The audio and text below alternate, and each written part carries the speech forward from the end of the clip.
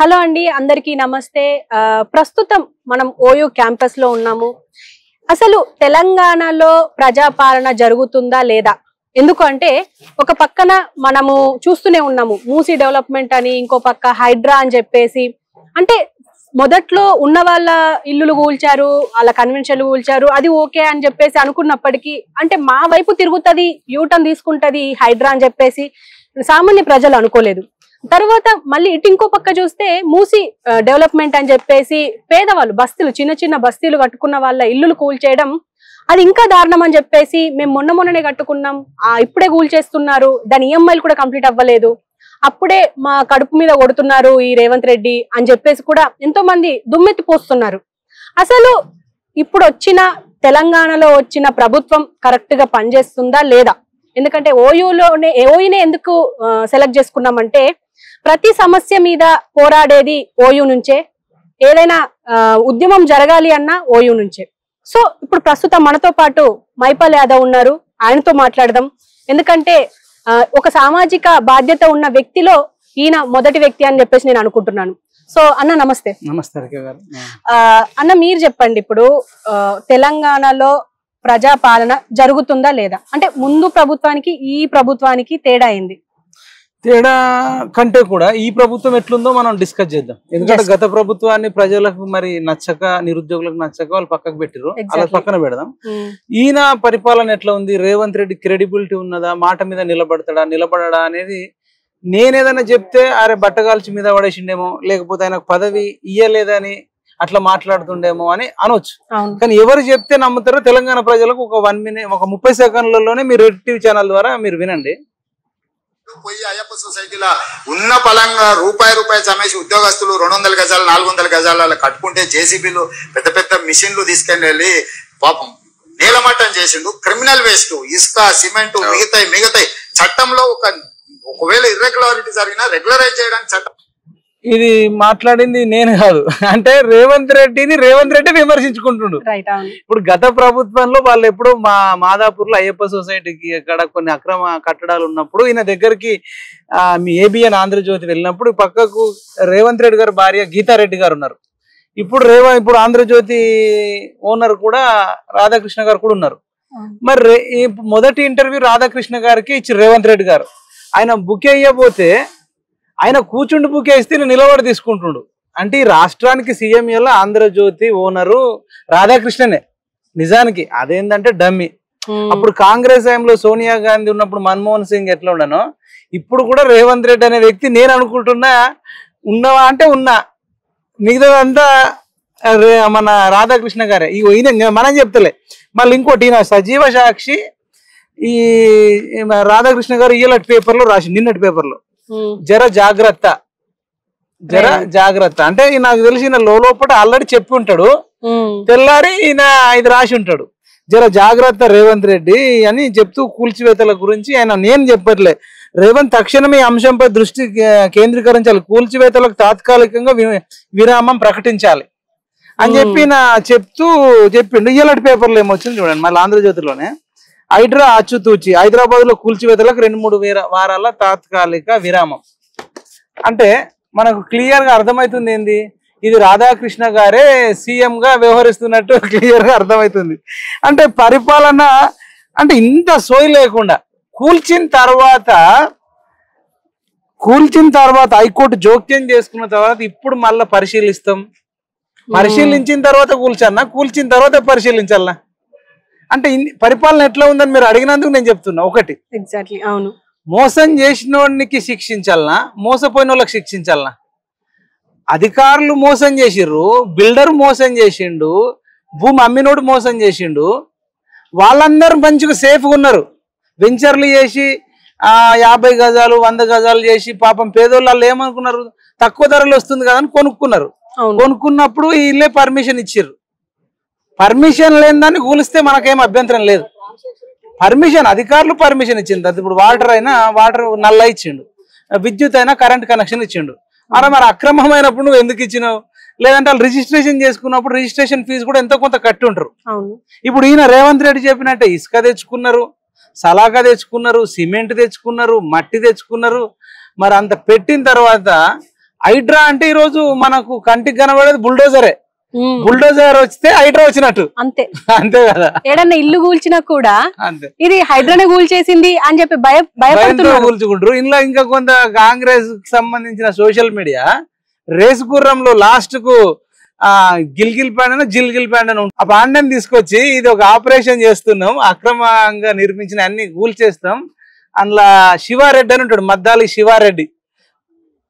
శివారెడ్డి అక్రమంగా ఫార్మా గాని ఇంకెక్కడన్నా కట్టడాలు గాని ఉంటే కూల్చాలనుకుంటే ఆయనతోనే చెప్పిస్తారు, అరే ఇది నాకు కూలుస్తారు అంటే మీ ఎక్కడెక్కడ ఉన్నాయో ఫైల్స్ అన్ని ఇచ్చేయండి అని చెప్తే నేను వెళ్ళి హ్యాపీ దివాళి అని చెప్తాడు. ఎందుకు హ్యాపీ దివాళి చెప్తున్నావు అంటే మీకు కొంచెం అడ్వాన్స్ గా చెప్తున్నా అని చెప్పి కొన్ని కటౌట్లు చూసి నమ్మాలి డ్యూడ్ అని అంటాడు. అదంతా ఎందుకు చెప్తున్నా స్టోరీ అంటే ఏమన్నా ఇది రేసుగుర్రంలో బ్రహ్మానందం అనుకుంటున్నారా, రేసుగుర్రంలో అల్లు అర్జున్ అనుకుంటురా?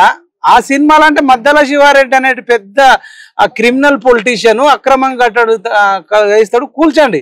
ఇప్పుడు కూడా సేమ్ అదే పాట పెట్టి వీళ్ళు కాంగ్రెస్ సోషల్ మీడియా కొందరు రేసు గుర్రం అని ఆ పాట పెట్టి ఈ కూల్చివేతలు చూపిస్తారు. నువ్వు మద్దాల శివారెడ్డి లెక్క నాగార్జున కూల్చేసినప్పుడు వేసుకో, మల్లారెడ్డిది కూల్చేసి వేసుకో, పల్లా రాజేశ్వర రెడ్డిది కూల్చేసి వేసుకో, ఓవైసీ ఫాతిమా కాలేజ్ కూల్చి వేసుకో. గాని మూసీనది కాడ ఉండేటోళ్ళే కూల్చి వాళ్ళు రెక్కాడితే డొక్కాడది. వాళ్ళ ఫ్యామిలీలో ఒక్కొక్కరు స్టోరీలు ఒక చిన్న పాప చెప్తుంది, మా నాన్న కూలి పనికి పోయి వచ్చిండు, పనులు అమ్ముకొని వచ్చి నా కోసం బుక్కులు కొనుక్కొచ్చినాడు, పెన్నులు కొనుక్కొచ్చిండు, పండ్లు కొనుక్కొచ్చిండు, వాటర్ బాటిల్ ఉంది, అవన్నీ కూలిపోయినాయి, మాయమాకి ఇవ్వండి అని చెప్తుంది.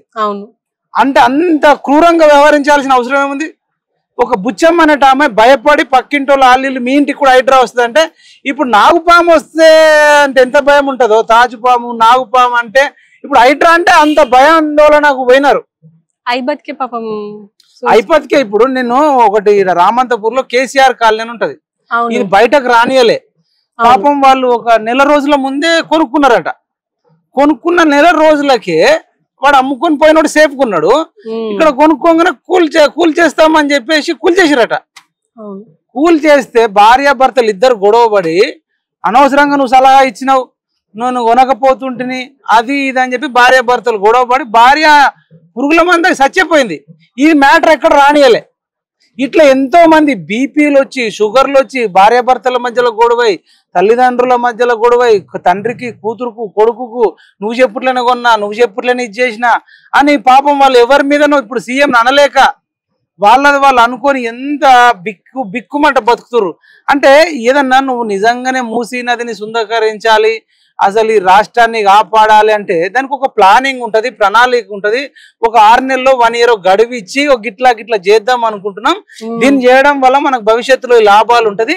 మీరు దీన్ని ఆ పర్మిషన్ ఉన్నది కాబట్టి దీని వాల్యూ ఎంత ఉంది? 20 లక్షలు ఉంది, 30 లక్షలు ఉంది. మీకు 20 లక్షలు కావన్నా, లేదంటే ఒక దగ్గర డబుల్ బెడ్రూమ్ ఇల్లు ఇస్తున్నాం కావాలన్నా అంటే దాని వాల్యూని బట్టి కొందరిది 50 లక్షలు కూడా ఉంది, కొందరిది 1 కోటి రూపాయలు కూడా ఉంది. మళ్ళీ ఎవరైతే బిల్డర్లు ఉన్నారో, ఎవరైతే మోసం చేసిపోయిండో వాళ్ళందరినీ పట్టుకొచ్చి మరి నువ్వు వీళ్ళకి అమ్మినావు, నీకెవడు అమ్మిండు, నాకు వీడు అమ్మిండు, మరి ఆ డబ్బులు ఇవ్వండి, ఇప్పుడు ఇలా పోతుంది, ఆ డబ్బులు తీసుకొచ్చి ప్రభుత్వానికి అని ఇవ్వండి, వీళ్ళకని ఇవ్వండి, అట్లీస్ట్ సగం అని ఇవ్వండి అంటే మంచి కొంచెం తలా కొంచెం లాస్ అయిదాం. కనీసం వాళ్ళ ఆస్తిలో ఒక 50% 60% ఇవ్వకుండా నిర్దాక్షిణంగా అసలు కూల్చేయడం అంటే అసలు ఇది మూసీ నది అనేది ముచ్చుకుందా నది అంటారు. దీని వికారాబాదులు అనంతగిరి కొండలలో అక్కడ వనమూలికలు ఉంటాయి. అక్కడ అనంతగిరి కొండలకు పోతే క్షయవ్యాధి కూడా తగ్గిపోతుంది. అంటే ఎవరైనా క్షయవ్యాధి వచ్చిన వాళ్ళకి ఏ మెడిసిన్ అవసరం లేదు, అనంతగిరి కొండలకు వికారాబాద్ దగ్గరకు తీసుకెళ్తే తగ్గిపోతుంది. ఎందుకు చెప్తున్నాం అంటే అక్కడ ఉండే చెట్ల నుంచి వనమూలికలు, అక్కడ ఉండే ఆక్సిజన్ లెవెల్స్ వేరే ఉండడం వల్ల తగ్గుతుంది. అంటే ఆ మూలికల నుంచి ఆ నీళ్లు వస్తా ఉంటాయి అన్నట్టు. అది హైదరాబాద్ వాళ్ళకి మంచిది. అయితే ఇది 1908లోనే పెద్ద వరదలు వచ్చినాయి. వరదలు వస్తే కొన్ని 15,000 మంది వరకు చనిపోవడము, కొన్ని 100,000 ఇండ్లు కూలిపోవడము, లక్షల మంది నిరాశ్రయాలు. అయితే అప్పుడున్న నిజాం ఏం చేసిందంటే భవిష్యత్తులో మూసీ నది మరి వరదలు వచ్చి ఇండ్లు కొట్టుకుపోకుండా మనుషులు చచ్చిపోకుండా ఏం చేయాలి అంటే మోక్షగుండ విశ్వేశ్వరరావు ఆయన సార్ను ఇంజనీర్ను పిలిపిస్తే హిమాయత్ సాగర్, ఉస్మాన్ సాగర్ అని 2 జలాశయాలు నిర్మించిన గండిపేట సైడ్. ఇంకా అప్పటి నుంచి మనకు వరదలు తగ్గినాయి. అక్కడి నుంచి వచ్చేదానికి సిస్టమేటిక్ గా చేసుకుంటా పోతే అయిపో. దీంట్లో మెయిన్ క్రిమినల్స్ ఎవరు? ఈ మూసీ నదిని చేసిందంటే ప్రజలు కాదు, మెయిన్ పొలిటికల్ లీడర్లే. ఒకవేళ దీంట్లో బాధితులను నిందితులుగా ఎవరినైనా చేర్చాల్సి వస్తే గత ప్రభుత్వంలో ఉన్న ముఖ్యమంత్రులను చేయాలి, రాజశేఖర్ రెడ్డిని చేయాలి. ఎందుకు చేయవు? కాంగ్రెస్ ఆయన ఉన్నప్పుడే ఇక్కడ మాదాపూర్ లో నల్ల చెరువు దగ్గర గానీ, దుర్గం చెరువు దగ్గర గానీ, ఇక్కడ అక్కడ గానీ చాలా మంది ఇండ్లు వేసుకున్నారు అంటున్నారు. మరి రాజశేఖర్ రెడ్డి సీరియస్ గా ఉంటే ఇది అంతెందుకు అవుతుండే? ఈ చంద్రబాబు నాయుడు హయాంలో సీరియస్ గా ఉంటే ఇది ఎందుకు అవుతుండే? కేసీఆర్ హయాంలో సీరియస్ గా ఉంటే ఎందుకు అవుతుండే? ఈ 30 ఏళ్లలోనే చంద్రబాబు నాయుడు పీరియడ్ 10 ఏళ్ళు కావచ్చు, రాజశేఖర రెడ్డి పీరియడ్ 10 ఏళ్ళు కావచ్చు, కేసీఆర్ 10, ఈ ముగ్గురిని అరెస్ట్ చేయకుండా రాజశేఖర రెడ్డి చనిపోయింది కదా ఎట్లా అరెస్ట్ చేయాలని మీరు అనొచ్చు. మరి ఇంకా మిగతా 2 ఉన్నారు. రాజశేఖర రెడ్డి హయాంలో పనిచేసిన మంత్రులు ఉన్నారు, ఎమ్మెల్యేలు ఉన్నారు. తర్వాత రాజశేఖర రెడ్డి సంపాదించిన డబ్బులు అనుభవిస్తున్న జగన్మోహన్ రెడ్డి కూడా బతికే ఉన్నాడు, షర్మిల కూడా బతికే ఉంది. ఆయన చేసిన ఆస్తులు మింగడానికి తినడానికి కూతురు కొడుకున్నారు. మరి ఆయన చేసిన తప్పులను కూడా అనుభవించడానికి కొడుకు కూతురు పనిష్మెంట్ ఉండాలి కదా, వాళ్ళ నుంచి కూడా ఎంతో కొంత డబ్బులు తీసుకోవాలి కదా. జగన్మోహన్ రెడ్డి నుంచి వసూలు చేయాలి, షర్మిల నుంచి వసూలు చేయాలి. చంద్రబాబు నాయుడు కొడుకు నారా లోకేష్ బతికే ఉన్నాడు, ఆయన దగ్గర ఏమైనా ఉంటే అవి చేయాలి. ఇప్పుడు తలసాని శ్రీనివాస్ యాదవ్ లాంటి వాళ్ళు ఉన్నారు, దానం నాగేందర్ లాంటి వాళ్ళు ఉన్నారు, వాళ్ళ పార్టీలోనే ఉన్నారు. ఈవెన్ రేవంత్ రెడ్డి కూడా అప్పుడు టీడీపీ పార్టీలోనే ఉన్నాడు, ఇప్పుడు కాంగ్రెస్ లోనే ఉన్నాడు. అంటే ఈ బడా బడా బాబులు మల్లారెడ్డి లాంటి వాడి మీద ఇప్పటిదాకా ఈగ వాలలేదు. ఈవెన్ నోటీసులు కూడా ఇచ్చిందో లేదు. వాడు మంచిగా రోజుకు ఒక ఊరు తిరుక్కుంటా, తొడలు కొట్టుకుంటా, ఎంజాయ్ చేసుకుంటా లైఫ్ హ్యాపీగా నడుపుతున్నాడు. పల్లారాశ్వర రెడ్డి హ్యాపీగా ఉన్నాడు. అసదుద్దీన్ ఓవైసీతో నిన్న కలిసి పండ్లు తినిపిస్తున్నాడు, రంజాన్ కు ఖర్జూరా తినిపిస్తా ఉన్నాడు.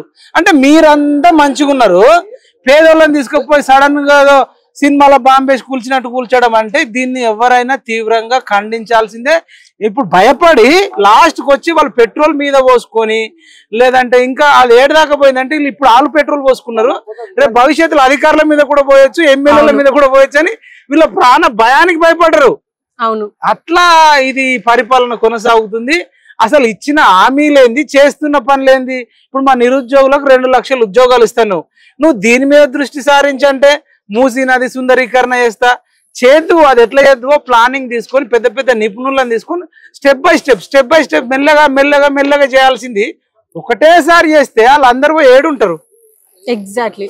ఇప్పుడు ప్రస్తుతం అంటే మూసీ నది దగ్గర క్లీన్ చేస్తాం, అదంతా చేస్తాం, డెవలప్ చేస్తాం అని చెప్పేసి అంటున్నారు, కూల్ చేస్తామని భయపడుతున్నారు. ఇప్పుడు వాళ్ళు ఏమంటున్నారు, డైరెక్ట్ మా దగ్గరకు వస్తే మేము వాళ్ళనే చంపుతాం, లేదా మేము అదే చెప్తున్నారు. ఇప్పుడు వాళ్ళు రూపాయి కూడబెట్టుకొని కట్టుకున్న ఇల్లులు ఇప్పుడు మళ్ళీ వాళ్ళు ఇంకా సగం జీవితం కష్టపడ్డం, మళ్ళీ ఇల్లు కొనలేరు. అసలు కొంటారు. మనమే హైదరాబాద్ కు చిన్నేళ్ళు అవుతుంది, ఒక చిన్న single bedroom plot, double bedroom plot నిజాయితీగా పనిచేసినప్పుడు కొనడం చాలా కష్టమైతుంది. 40 లక్షలు 50 లక్షలు అవుతుంది. అది జీవిత లక్ష్యం వాళ్ళకు నిజంగా వాళ్ళతో ఒప్పించి వాళ్ళతో సంతకాలు వాళ్ళని అక్కడ జాయిన్ చేసి వాళ్ళ సామాన్ అంతా షిఫ్ట్ చేసి వాళ్ళతో సంతకాలు పెట్టుకొని కూల్ చేసుకోయా. వాళ్ళు ఏడవంగా కాళ్ళు మొక్కంగా నువ్వు ఎట్లా కూలుస్తావు? ఎఫ్టీఎల్ ఉంది, ఫుల్ ట్యాంక్ లెవెల్లో ఉన్నది కూలిస్తే మనకు అభ్యంతరం లేదు. కానీ బఫర్ జోన్ లో ఉన్నాయి కానీ, లేదంటే ఈవెన్ ఎఫ్టీఎల్ లో కూడా ఉన్నాయి, కూడా అధికారులు పర్మిషన్ ఇచ్చినాయి.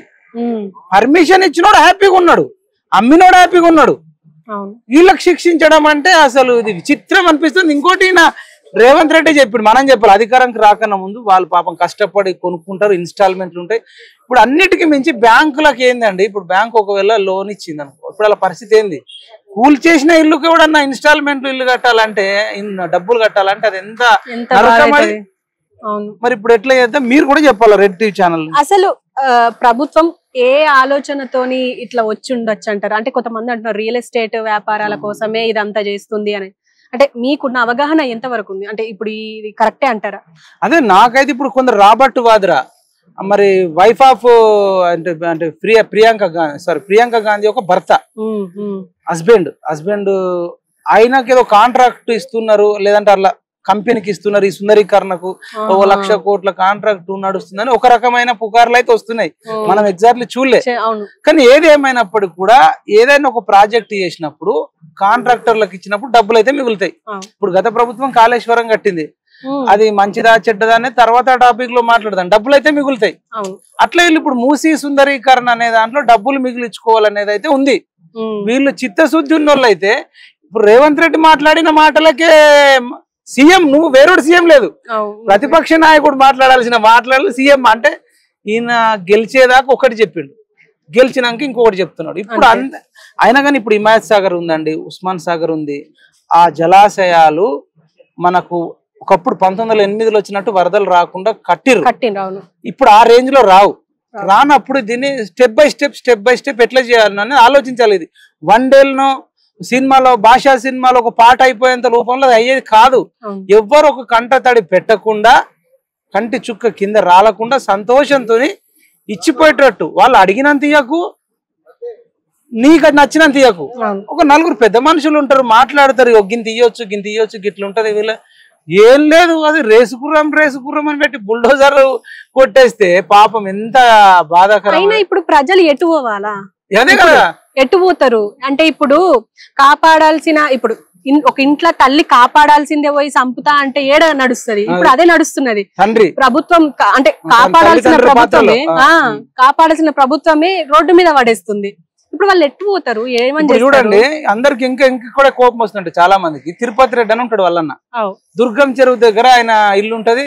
ఆయన ట్రాఫిక్ రాగానే భయపడి ఆయనకు నోటీస్ ఇచ్చిర్రు. మళ్ళీ నెల 40-50 రోజులు అవుతుంది నోటీస్ ఇచ్చి, ఎక్కువనైంది. మరి ఆయనది ఇప్పటిదాకా కూల్చలే. అక్కడ ఉండే దుర్గం చెరువు చుట్టూ ఉండేటోళ్ళది ఎవరిది కూల్చలే. మరి బస్తీలలో ఉండే చాలా పేదరికంలో కూలిస్తే ఎవరికైనా మండదా? అవునా ఎప్పుడు మాది కూలుస్తున్నావు, నువ్వు న్యాయం ప్రకారం మరి మిగతా పెద్దోళ్ళని కొట్టి తర్వాత మధ్యవర్తులను కొట్టి మా దాకా వచ్చినావు అంటే ఒక మీనింగ్ ఉంటుంది. అదానికి కూడా ఎంతో కొంచెం నష్టపరిహారం ఇస్తే ఏం కాదు. వచ్చుడే పాపం పేదోళ్ళు కదా, వీడికి ఎవడు ఉంటాడు, అడ్వకేట్ ని పెట్టుకోవాలన్నా లక్షలు అవుతాయి, తిరగలేరు, కోర్టుకు పోతే మరి ఇట్లుంటది అని చెప్పేసి కొడుతూనే ఉన్నారు. ఇప్పటికి బుద్ధి వచ్చినట్టుంది కానీ దీన్ని మనం ఇప్పుడు ఇంకా బ్రేక్ ఇచ్చారు. పెట్టిరు. అయితే ఇది కూడా ఎందుకైంది అనుకుంటారు? ఈ సోషల్ మీడియా, రెడ్ టీవీ కానీ, మిగతా యూట్యూబ్ ఛానల్ కానీ, ఫేస్బుక్ లో కానీ, ఇన్స్టాగ్రామ్ లో కానీ, ట్విట్టర్ లో కానీ బండ బూతులు తిడుతురు. అసలు అమ్మను, అక్కను, చెల్లిని, తల్లిని, భార్యను అందరినీ కలిపి నాయకులందరినీ తిడితే ఇదేటో పోయేటట్టు ఉంది, ఏమో అంటే చంపుతారేమో అని భయపడి తాత్కాలికంగా ఇది చేస్తారు. ఈ విషయంలో అయితే ఇట్లా ఉందండి పరిపాలన. ఇంకా కొనసాగితే తిరుగుబాటు కూడా అయ్యే అవకాశం ఉంటది. తిరుగుబాటు కాదు, ఇలా కొట్టినా కొడతారు. అదే ఇప్పుడు గతంలో ఒక ఎంఆర్ఓను విజయారెడ్డి అనే ఆమెను ఒక రైతు పోయి పెట్రోల్ పోసి కాల్ చేసిండు, ఆయన కూడా చచ్చిపోయిండు అనుకోండి, అది వేరే విషయం. ఇప్పుడు ఫ్రస్ట్రేషన్ అండి. ఇప్పుడు ఒక్కొక్కరు మెంటాలిటీ ఒక్కొక్క లాగుంటది. అందరూ మంతెన సత్యనారాయణ లెక్క మరి మన దీని ఉప్పు కారం లేకుండా దీన్ని అంటే యోగా చేసుకుంటా ధ్యానం చేసుకుంటే ఎవరు ఉండరు. మటన్ తింటారు, చికెన్ తింటారు, ఉప్పు వేసుకుంటారు, కారం వేసుకుంటారు. ఒక్కొక్కరు ఎమోషన్ ఒక్కొక్క లాగా ఉంటది. కోపం వస్తే భార్యనే కొడతారు.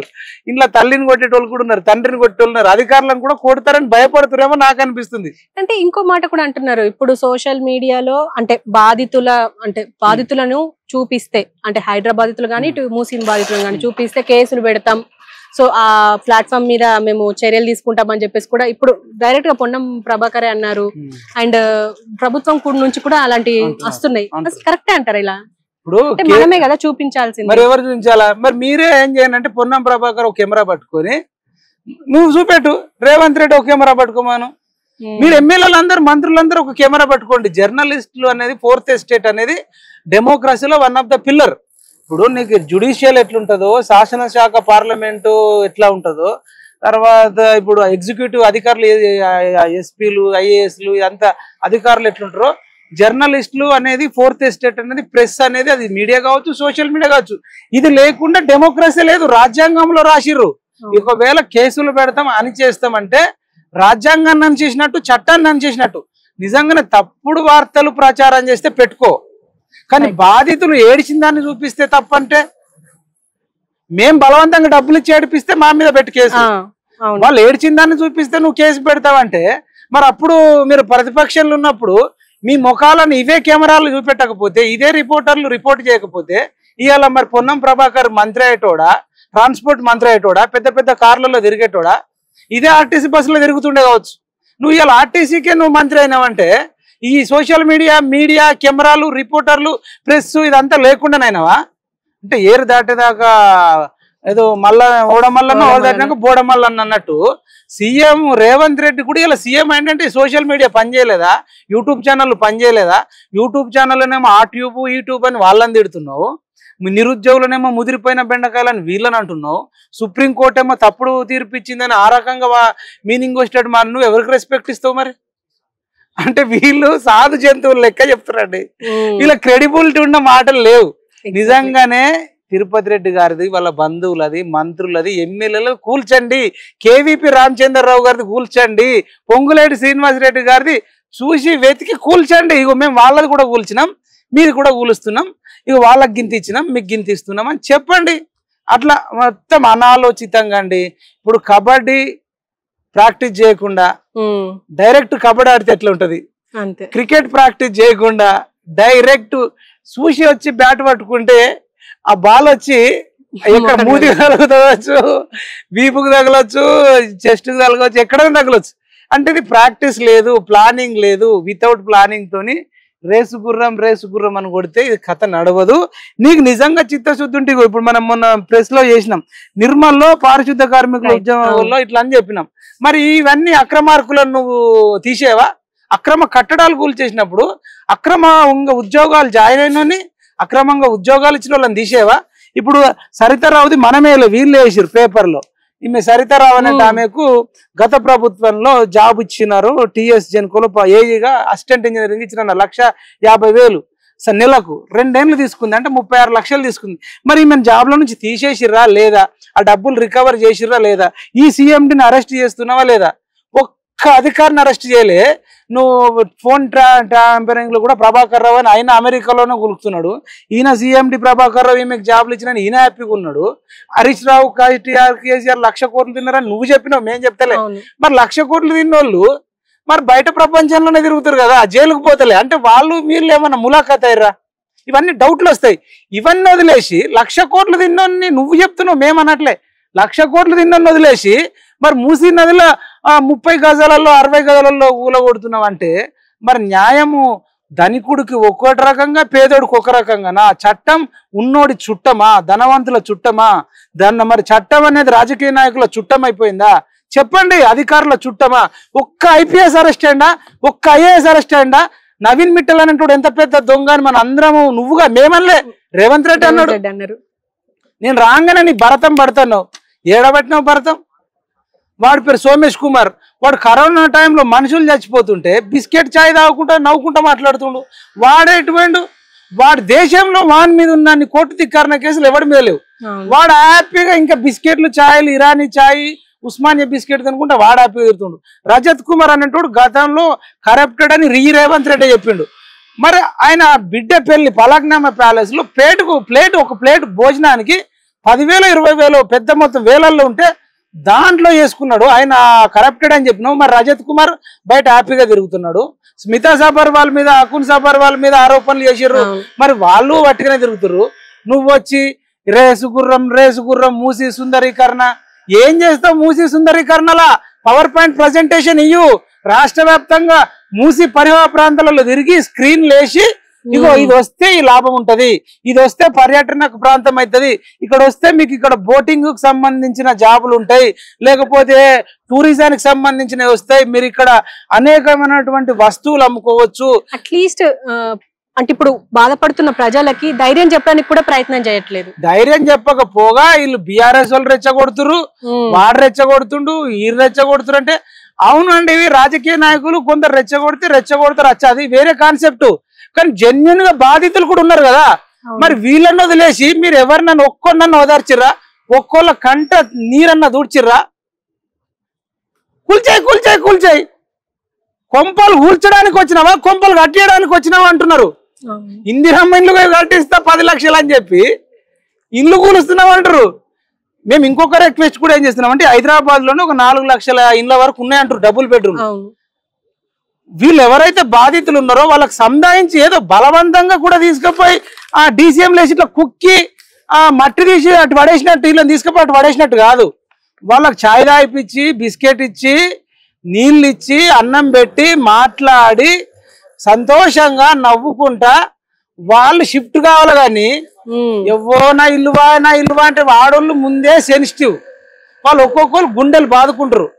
ఎట్లుంటది అంటే ఇల్లుతో అటాచ్మెంట్, మనిషి చచ్చిపోయినా పెద్దగా ఫీల్గా అంటే కొంత బాధపడతారొచ్చు, కానీ బంగారం పోయినా కొంత బాధపడతారు, బట్టలు పోయినా కొంత బాధపడతారు, కానీ వాళ్ళు ఉంటున్న ఇల్లు పోతే ఆ ఇల్లు అనేది ఒక పెద్ద జ్ఞాపకం. దాంతో ఉన్నంత అటాచ్మెంట్ ఎవరు దేంతో ఉండదు. అన్యాయంగా అక్రమంగా నోటీస్ లేకుండా డైరెక్ట్ కూలుస్తా అంటే ఆ ఎంత పెయిన్ అవుతుంది. వాడు వనస్థలిపురం తీసుకుపోయి ఎటో పడేస్తా అంటున్నారు. మరి ఇక్కడ మరి అఫ్జల్ గంజ్ లో ఇంకొక సైడ్ జీవనాధారం కాదు. అక్కడ ఉంటే ఆయన ఒక అరటి పనులు అమ్ముకుంటాడు, అక్కడ ఉన్న పూలు అమ్ముకుంటాడు. మరి నువ్వు తీసుకుపోయి అడవిలో పడేస్తే వాడు ఏం పువ్వులు అమ్మాలి, ఏది అమ్మాలి, దానికి ఒక కరెక్ట్ ప్లానింగ్ అనే ఏమైనా చెయ్యాలి కదా. అంత చిన్న చితిక వ్యాపారాలు అండి, కూరగాయలు అమ్ముకునేటోళ్ళు, పండ్లు అమ్ముకునేటోళ్ళు, పువ్వులు అమ్ముకునేటోళ్ళు, ఆటో నడిపించుకునేటోళ్ళు, ఏందాది చిన్న చితిక జాబులు చేసేటోళ్ళు, రిపోర్టర్లు, జర్నలిస్టులు కూడా ఉండొచ్చు. వీళ్ళని ఇంత ఏడిపించడు అవసరమా? నిన్ను ఎవడు అడిగిండు? చిన్న చిన్నగా చేయంటున్నాం, మేము చెయ్యొద్దు అంటలే.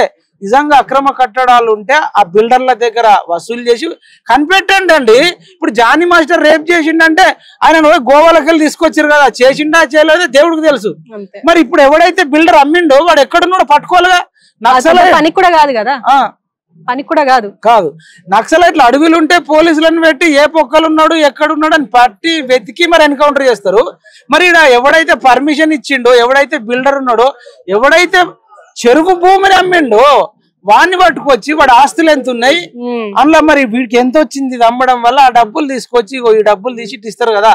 జనరల్ గా ఇంటికాడనే పంచాయతీ అయితే ఇప్పుడు మేము యాదవ్స్ అండి, గొర్రెలు మేపుతాం.